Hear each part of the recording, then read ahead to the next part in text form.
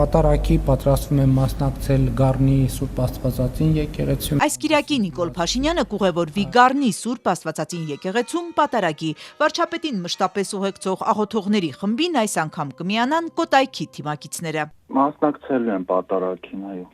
Սովորաբար մասնակցում եք։ Դե հա, գարնում որ պատարագա լինում շուտ մասնակցում։ Գառնիի համայնքապետ Տիգրան Պողոսյանը սակայն հրաժարվեց պատասխանել կողմ է վեհափարի հեռացմանը, թե ոչ։ Վարչապետի մասնակցությամբ բոլոր պատարագներում հիմնականում այդ օրակարգի կողմնակիցներն են, եւ պատարագողներն էլ մինչեւ այժմ հստակ կատարել են Փաշինյանի նախապայմանը։ Աղոթքի տեքստից չեզոքացրել են կաթողիկոսի անունը, ով է այս անգամ խմբագրելու պատարագի տեքստը։ Գառնիի Սուրբ Աստվածածին եկեղեցու քահանա Տեր Սմբատը մեր զանգերը անպատասխան թողեց։ Կոտայքի թեմի առաջնորդն էլ հոգու անդոր մաղթեց ու միայն այդքանը։ Ես ձեզ որևէ ասելու բան չունեմ։ Ինչ էլ որ հասնեք, կրոնական բան պիտի հասնեք, հոգևոր բան պիտի հասնեք, աղոթքի հետ կապված բան պիտի հասնեք, հաջողություն ձեզ։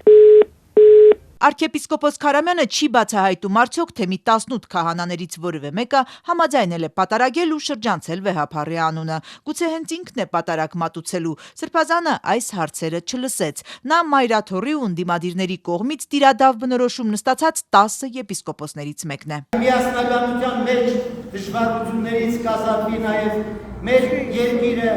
եւ հատկապես Հայաստանի այդ առաքելական սուրբ եկեղեցին։ Ամիսներ առաջ իր քարոզներում միասնականության կոչ էր անում Առաքել Սրբազանը, շեշտում Մայրաթոռը միշտ ու այժմ էլ իր օրհնաբեր առաքելությունն է կատարում։ Այժմ նա կարծում է, որ Մայրաթոռն ու վեհափարը կորստաբեր, վտանգավոր, վնասակար ընթացքի մեջ են։ Լուծումը կաթողիկոսի հեռացումն է։ Նաև Առաքել arczepiskopos ստորագրությունն է Էջմիածնի քարտուղարություն հանձնված հրաժարականի պահանջ նամակում։ Դեկտեմբերի 18-ին 10 եպիսկոպոսները այդ թուղթը Մայրաթոռ էին տարել։ Ընթացս հավաք կազմակերպել։ Զուգահեռ նաև վեհափարի կողմնակիցներն էին տարածքում։ 10 սրբազանները արագ հեռացան եկեղեցու տարածքից, բայց երկու կողմերի միջև այնուամենայնիվ միջադեպեր եղան։ Դրանցից մեկն էլ եզրափակվեց բյուրականի քահանայի ինֆարկտով։ Թեժ օրվան հաջորդեց տեղեկատվություն, թե վարչապետը պատրաստվում է այս կիրակի արշավել դեպի Մայր տաճար։ 2 ամիս առաջ հստակ էր, որ տարվա վերջին պատարագը ես եմ մատուցելու,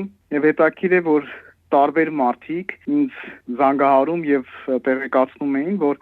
պետական որոշակի մարմիններից զանգահարում են, փորձում են ինչ-որ ցուցակներ կազմել եւ ասում են սպասեք, եթե պետք լինի ձեզ կասենք, որ Մայրաթոռ պիտի գնանք։ Զաքարիա Վարդապետ Բաղումյանն է այս կիրակի պատարագելու Մայրաթոռում։ Արդյոք տեղական իշխանությունները ցուցակներ էին պատրաստել, այլ աղբյուրից հաստատում չստացանք։ Վարդապետն ամեն դեպքում պնդում է իրեն ահազանգած մարդիկ պետական հաստատությունների ու մեծ կազմակերպությունների աշխատակիցներ են եղել։ Հայր Զաքարյան ասում է, եթե նույնիսկ վարչապետը թիմակիցների հետ Մայր տաճար գար, ինչ որ խմբեր ներխուժեին, իր գործը պատարագելը պիտի լիներ, ընդհատելու իրավունք չկա։ Իրենք դեռ հույսը չեն կորցրել, որ վեհափարի հրաժարականը պահանջող 10 եպիսկոպոսները կմտկափոխվեն։ Աղոթքն է, որ մեր եղբայրները վերադառնան կանոնական դաշտ եւ խնդիրները քննարկվեն եւ լուծումներ գտնեն հենց եկեղեցու ներսում։ Եկեղեցին բարոյազրկված է, կաթողիկոսը ծառայում է օտարին, շարունակում են պնդել հրաժարական պահանջող եպիսկոպոսները։ Ընդդիմադիրները մեջտեղ են բերում մեղադրանքը, թե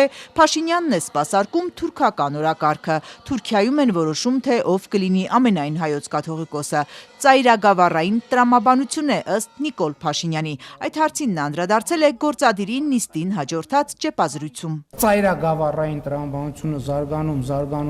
եւ հանգում է շատ տրամաբանական ենթադրության, քանի որ խոսվում է մի հարց, որը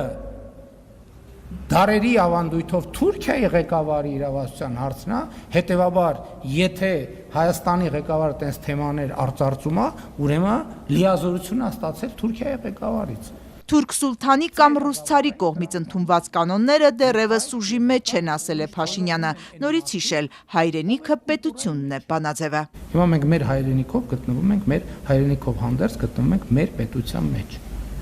Հետևաբար ծայրագավառային տրամաբանություններ պետք չի զարգացնել։